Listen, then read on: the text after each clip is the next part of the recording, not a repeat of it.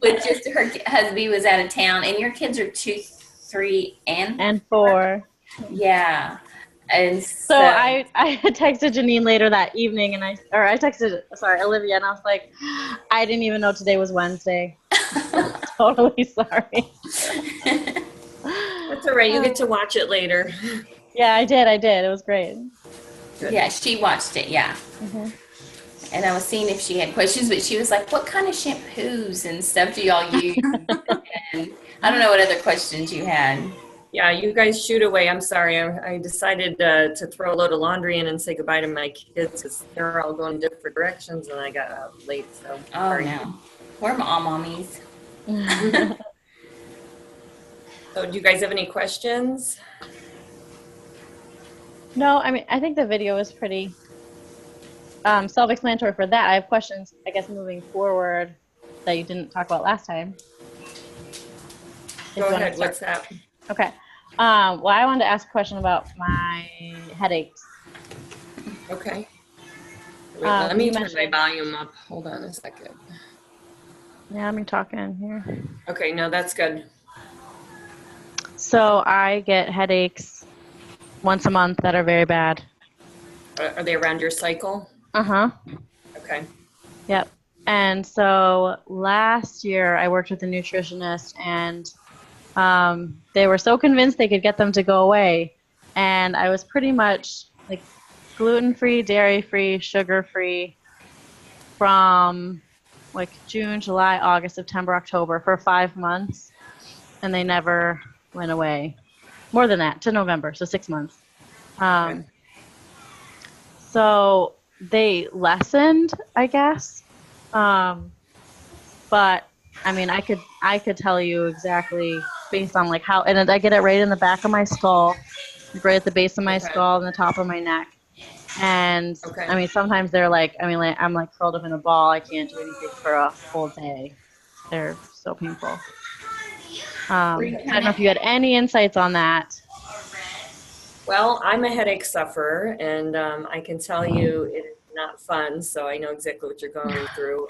I actually had an aura yesterday where, like, I went and got yogurt in the afternoon, and I don't know if it was the yogurt, but my hormones are all over the place right now. I skipped a cycle this month. Like, I'm heading into perimenopause, and I hate it. But I do know that diet does help, reduce the triggers. However, when that estrogen drops, it like doesn't protect us from the pain. So the more estrogen we have, the more pain protection we have. So think about, like, there's receptors for endorphins on each estrogen molecule. So when your estrogen decreases each month, which is very timely, the pain tolerance we have is so much lower. So my thought, because this is what I experienced, there's an underlying dysfunction, and I'm fine. You're kind of like on one foot on a banana peel, one foot on the ice all month. And that monthly hormone shift takes place, and then it's a perfect storm. And if you eat poorly, and the weather changes, and you're stressed, and that time of month comes, it's like magnified so much more. So a lot of headaches come from the base of the neck. There's nerves back there. Now, one of the things that helped me was dry needling. I went to a dry needling class 5 years ago, and it was a game changer for me. I've learned that if I can get dry needled right before my cycle, I don't have that same problem. Now, I had acupuncture at one point, and that kind of helped, but I don't have time to go and get a massage and go get acupuncture and all these things. So I needed skills to help myself. And that's kind of what I, teach my patients. But there's a couple of things you can do. First is, we talked about the chin tuck, right? The ugly guy coming to kiss you, or was that for you, Kylie? Yeah, for me. Okay. So the nerves in the back of the neck, they're really sensitive. And when we spend a lot of time on the computer, I mean, this is why I hate being on my computer, because I'm like this, and so we want to try to keep our head back, but it's tough because then we're trying to see the computer screen. So we get this thing called a forward head where our head juts forward, so we want to bring it back. And if you put your hand on your chin, you're giving it a little bit of counter pressure, which then helps, like, it'll help open up right here. Okay. So, because when you go like this, you're kind of like compressing those nerves on the back of your neck. And so a lot of it has to do with posture and strength in the upper back, which is very difficult for us women because, we are carrying things in front, we're doing everything in front of our bodies, and we're not strengthening on the backside. So are you doing, so first I would recommend that you do like this, and even you could take your fist and you pull your head down and you go like this. So it stretches the back of your neck. So the fist is there because if you didn't have your fist there, you'd pull your head like too low. So if you have your fist there, like you put one part of your fist on your sternum or your breastbone and the other part on your chin, and you pull down. And, mine's tight today too. So that's probably one of my triggers that I had yesterday. So how does that feel, Olivia? Do you like that? I can't, Olivia, you're Yeah, muted. sorry. Yeah, I was like thinking, oh yeah, I just want to sit here for a minute. I know, that feels good. Yeah. So my thing is, if you're tight, if you feel tension there, then you should do something like all month long to help reduce that tension. So between the chin tuck and when you tuck back, you could, when you have headaches, repeating this might aggravate the headache. So I would recommend just holding it like a static hold. And it feels like you're stretching the back of your neck, right where those, right where your scalp is, And then I've even done two hands at times because sometimes my neck is so locked up that I feel like it won't go back. And I'll go like this. You could also do it lying on your back because then you're not like messy with your upper body when you do it. The thoracic spine is really important too. So I'm going to show you my thoracic spine stretch that I do. Hold on, let me get myself situated here. Hold on, I'm going to set this here. All right, so here's what I'm talking about. Okay, so if your pelvis isn't in the right position, so first of all, chair height is really important. So I'm going to lower my chair. If my chair is too low, this is what I do. I slump. Okay. So I have a little adjuster on my seat here, and so now my chair height is good so that I have a curve here. Do you see that? Because I want to tend to do this. So cars are some of the worst thing, at least for us here in America, like we're in our car a lot. So I tell people to adjust their rear view mirror, have their head back, and don't let their head go forward as they slump into that position. So that way you're keeping your head back as opposed to this way, okay? And the longer your neck is, the harder it is. Like I have a really long neck, so my head just naturally wants to go into that position. I also had, I think I told you some injuries back when I was a kid, and I have to color my eyebrow in every day because I had I had stitches in my head. So I basically had a concussion that nobody treated except for stitching me up. And so that set up a series of, headaches and migraines for the rest of my life that I just am now coming to terms that I never got that helped, back when I was a kid.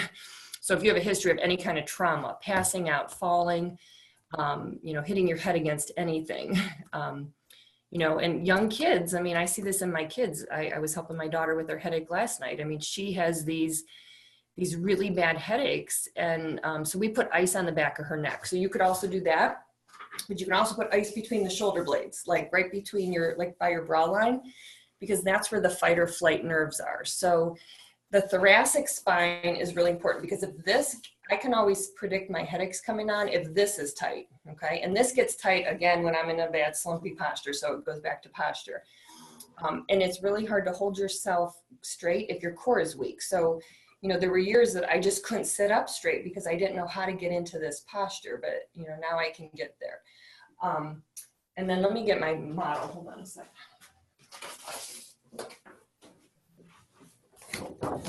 All right.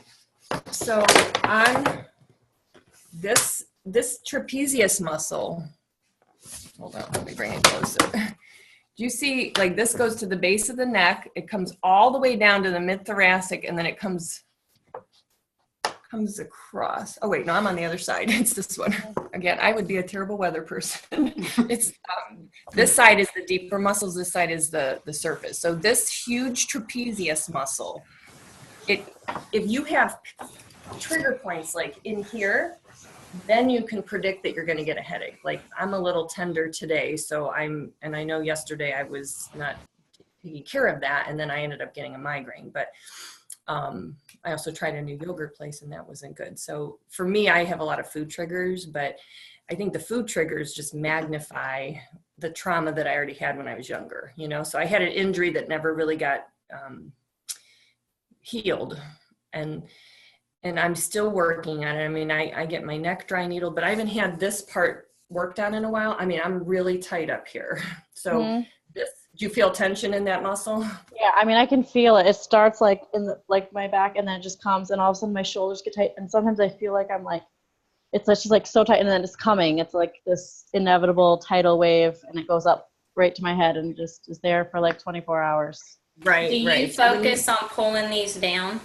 I try to. I feel like when I'm feeling it in here though, it's like it's too late. Like there's nothing that I can do. Like, I mean, I could just sit and be like, have my husband like just rub it. Like, I mean, I want you to like stick a knife in it. It hurts so bad. You know, it's like so if you look at this muscle again, there is an upper part of it, an upper part, a middle part, and a lower part.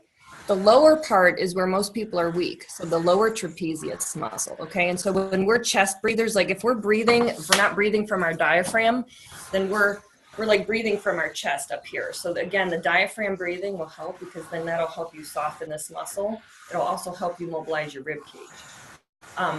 But you're gonna need to treat these trigger points when they're not really horribly active, because if you treat them when they're like just kind of what I call dormant, it's like a volcano, you know, like there's pressure there, but it's not like active. And then as soon as your monthly cycle comes, or as soon as like you eat the triggering food, like for me, then it like blows up like a light switch, you know, and then it's like somebody just flipped a switch and I have this rip-roaring headache. And there's different headaches. You can get headaches here. You can get like a one-sided headache. That's probably my nemesis. Like I can deal with a mild migraine behind my eyes. It's this one that really makes me want to rip my head off my body. Like it's so painful.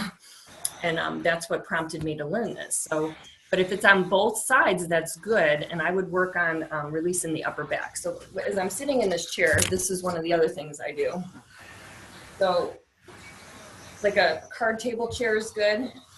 Put your arms like this, and then lean back into it,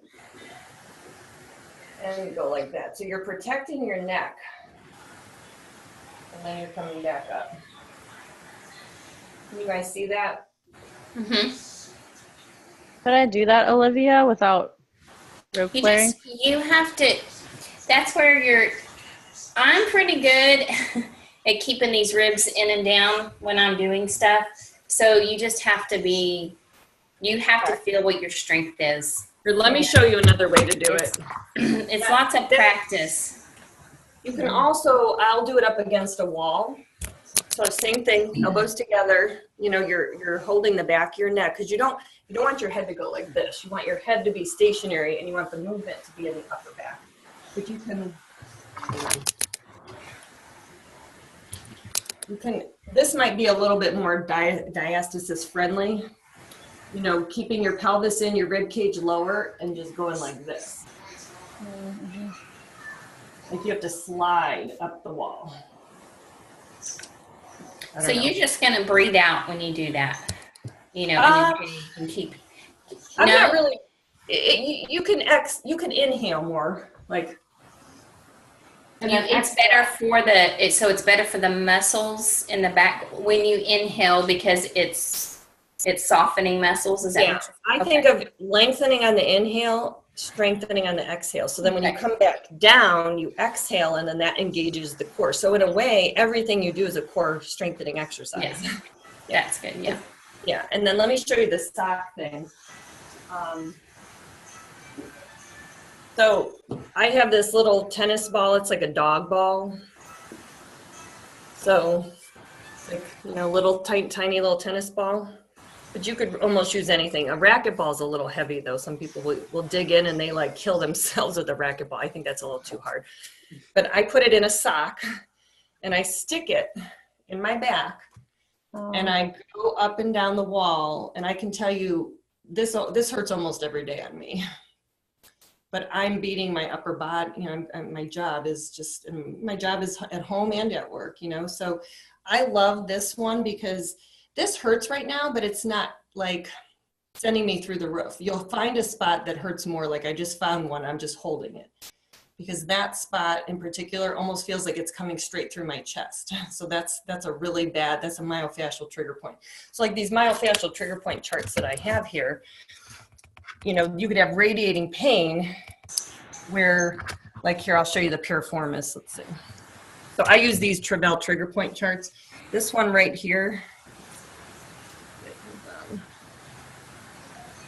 this purple one, the piriformis, you can have a trigger point in that muscle that gives you pain all the way down in your heel. Okay, so that's another example. Like when you have trigger points here, it can come up into your neck or it can go one-sided or both-sided, but then you have this pressure, like this vice is on your head. The other thing that I've learned to do, a lot of times I wear my hair back and you'll see me like with my hair pulled like this.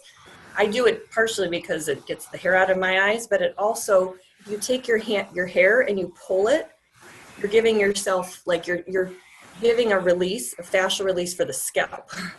You kind of take your hair, I know it looks stupid, but you pull your hair and it, in a way, it like it's changing your brain. You're telling your brain like, let go of all this, because like the cranial bones get all tight and everything's not moving well. And then there's this like stagnant blood flow that's staying in your head that feels like your head's going to blow up, right? So, if you do this, it kind of gets blood flow moving in your scalp and in your head. Does that make sense? You keep making me want to try all these things.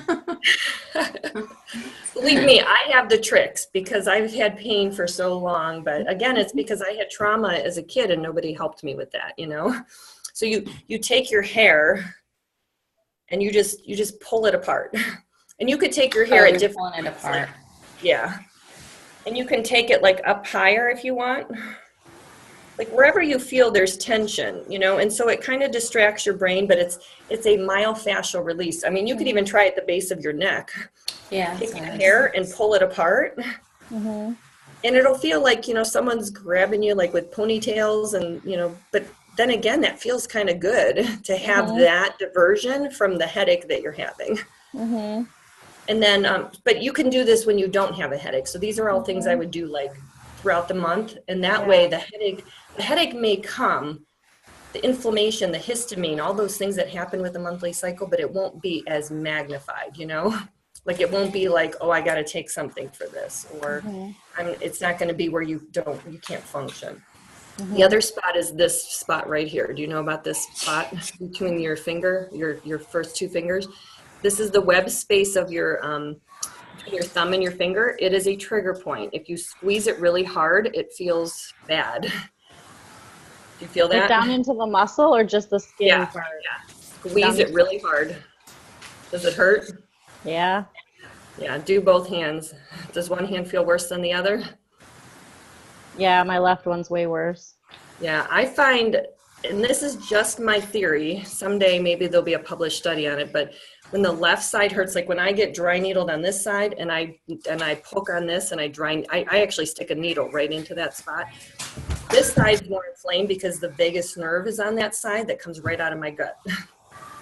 So I think when the left side is inflamed, and this is part of my experience when I treat people who come in and they're like, oh, I ate something and I know I'm all inflamed and I've been eating party holiday food, blah, blah, blah. We're like eating terrible in our country all summer long because the food is so good, It's like you go to a picnic and there's like stuff that you can't resist, right?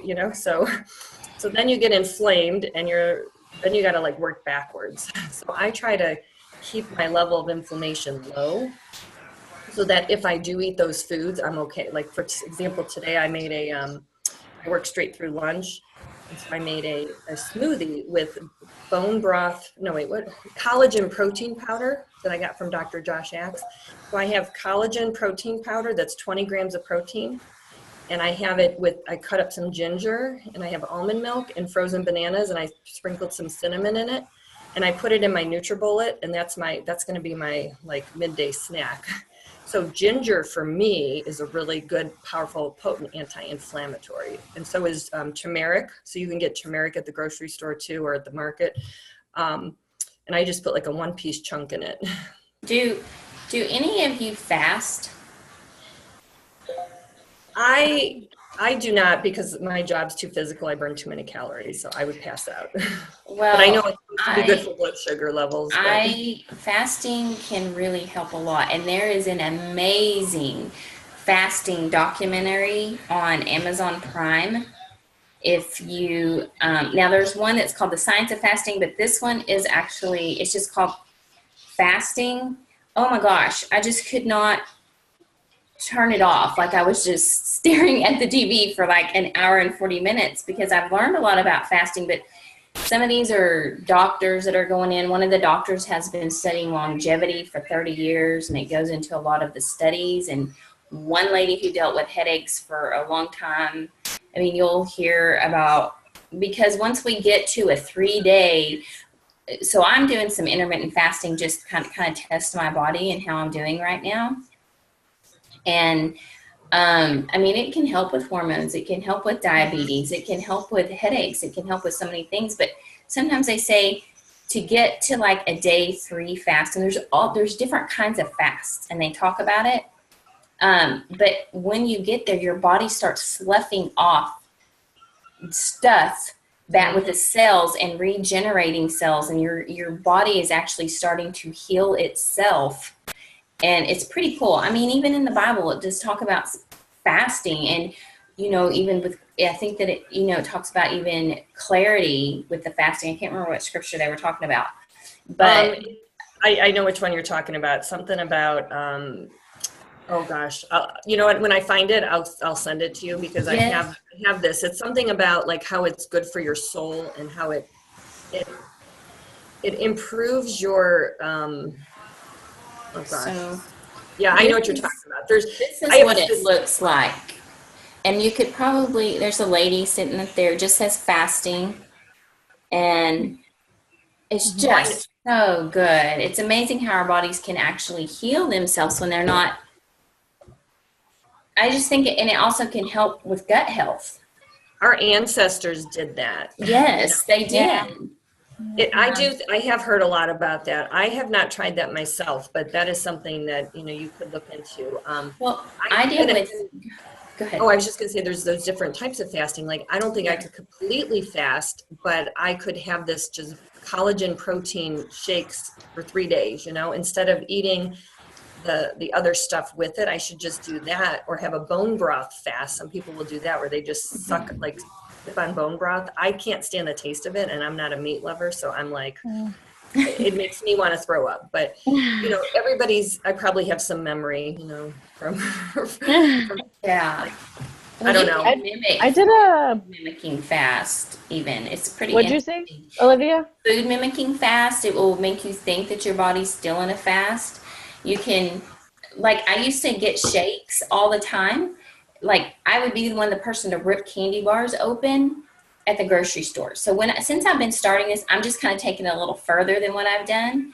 But I don't deal with the shakes anymore, because I don't know. And I thought I couldn't fast either. And I work out fasted. I can with energy, but the longer you get used to it, your body's like, okay. And sometimes you don't, that's Papa's song. You don't even get hungry sometimes after you get used to it. So it's pretty cool. This is Papa's favorite song. White lightning. So anyways, I just wanted to put that in your. Yeah, no, that's good. I think anything that's a change is going to help. If you've tried the dairy-free, gluten-free thing and that didn't change, you need something else to chemically change what's going on, because it is a chemical change in your body each month, and you have to get the histamine lower, because the histamine is what it also triggers it. It's like a bee sting throughout your whole body. I mean, that's the skin crawling feeling, with PMS. So. Yeah, and when people have been fasting during their cycles or before, some of the studies are showing that it's lessening the symptoms. So it's just something to look into to put in your toolbox, Yeah. like what you need. Have a week off during. Right. So yeah, I just think it's pretty cool. Yeah. How are your heads, Kylie? Is your neck good? Are you doing good? I was thinking when you were talking about that, I hadn't thought about headaches, but I have frequent headaches. Like it's kind of, I don't know, family history thing. But since I've been doing that ugly guy and like leaning back with it and turning and rotating and all that, like I don't think I've had any. And if I get like I know, that's what I was one, gonna say. it'll go away. But yeah, and even if I don't do that for a couple days or something, my neck doesn't hurt like it did like constantly. It's just not really there anymore, the neck pain. So, and it went like all the way up, from my back and almost down to my shoulder up to my head. So that's good. Yeah. But yeah. The best way to treat a headache is to prevent it, in my opinion. Because even when you get one, when I get one of those bad headaches, I can do all of these things that I'm talking about, Erin, but it just brings it down in intensity, but it doesn't take it away until that inflammation's down. So if you can prevent it and hit all these spots and if this is tight on me, I start to go, ooh, a headache's coming, and I'm very aware that this is tight and I have not treated this for a few days. This feels terrible. Now you can rub it like for several minutes, or you could just squeeze it really hard. And that's what I do when I put a needle in it. It's a quick response. So the brain needs like these quick changes in order to change the response back down, so just squeeze it really hard. And if you can't squeeze it really hard, have one of your kids squeeze it really hard. My daughter will do that to me. And literally I feel a headache mounting if I'm driving, and she'll squeeze it really hard. And it makes me scream, but then I don't get the headache. And I'm like, I just did that. It's like a shock, like you're not prepared for it, but then you feel so much better. So then it brings it down before it never lets it escalate to that point. Great. Oh my gosh, I'm sitting here doing that. I feel it going down like my hand, or it feels almost like a numbing. I can't explain it. It's deep. It's like, bone. Yeah. Oh gosh. So how are you guys doing with your pelvis and everything? With everything we talked about last time? I think good for me. I mean, I started doing the release. I forget what they're all called, but the one like right under your sits bone that goes. It's like the part of your hip where you kind of hook. And the obturator internus. That one. So I was working on that the last few days, and it's so tight on me. So I noticed two things. One was that when I did it, like in the evening, I woke up the next morning and my neck was so stiff. So stiff. Which is so weird, but it's only when I do that my neck is stiff. It's probably because you're using the muscles in your neck to help with that. That's one thought. And the other thought is that your pelvis starts to get relaxed and then your neck is jealous, which is why when I treat people in their pelvis, I always go up higher because there's stuff, and even like the jaw, here's another spot. So like clench, that hurts when you press on it. And that's another trigger area for pelvic floor dysfunction. So I don't know if we talked about this last time, but this keeps coming up in my feed that I follow on other practitioners, is that they have basically said if you have TMJ issues, you have to address that or your pelvic floor will continue to be tight. Does that make sense? So the oral sphincters, so think about your mouth, your esophagus, all of your sphincters do the same thing. So if you're clamped down and you're clenching at night, then you're going to wake up in the morning with this pelvic floor tension as well. So Interesting. The neck issue I have is a TMJ issue, really. It's the cervical headache that I get, and it sounds like that's what you get too. So if you click when you open, like you open your mouth and you feel it clicking, then that's probably a TMJ issue. And then if you go side to side and go, if one side feels tighter than the other, I think, Erin, for you, it looks like when you go to the left, it's tighter. It is tighter, yeah.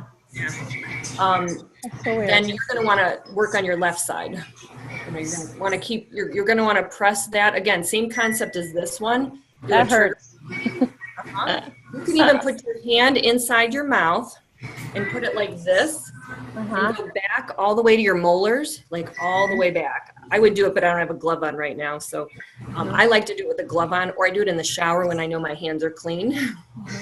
Like I'll just go straight back along my molars and I'll press straight back, and it hurts like crazy. You push on your molars or behind your molars? You push like along your jawline. So on the you're side? kind of like, yeah, the side. Okay.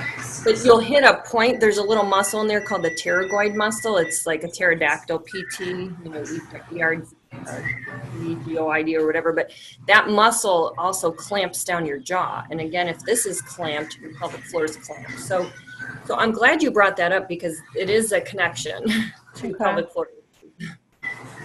Yeah, I could tell. Like, it's just, I felt like I had rubbed my neck and then slept on it, and then it got stiff. But I didn't. I was like working on my, like the hip and pelvic floor stuff. So, yeah. So I noticed that. What? Go ahead.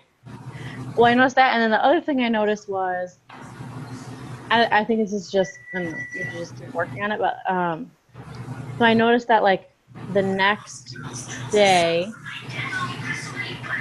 I felt like I had less control going to the bathroom. Like I felt like I had to go more, or like I had less time to get to the bathroom to pee.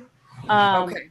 So I don't know. So it was weird, because I was like, I thought this was to make it better, but it's made it worse. Or like, I don't know if you have any thoughts on that, or if I was doing one side and it just got hung up or something. I think when that happens, it's because you haven't released it fully. So you kind of like stirred it up, like you stirred up the pot, but you didn't get it all out. Okay. So it might take several consecutive days to do that until those muscles feel like they know what they're doing. And then the other thing we talked about, I think, was the inner thighs. If the inner thighs are tight, that's what's making you feel like you have to go to the bathroom. So you can do pressure points on that little triangular area in your groin. I think we talked about that, didn't we? Last time, yeah. Yeah. Oh, that's right, because I was doing it from my bed. Yeah. So if that muscle's tight, and if you just press on it but you don't fully release it, you might aggravate it. So it's kind of like, have you ever gotten a massage, but they only worked, like they did a quick massage, or they only did your upper half and your lower half was like, like, you want to complete the job, but you have to do it within the time frame that you have it. So you're just going to have to like do it repeatedly, and then as you do it, you're going to go, oh, that doesn't hurt anymore. And then when it doesn't hurt anymore, you're going to notice it being better. Okay. So I'm just thinking there's one more thing. You know what? Let me show you one more thing. That obturator internus muscle, you can also exercise it like this.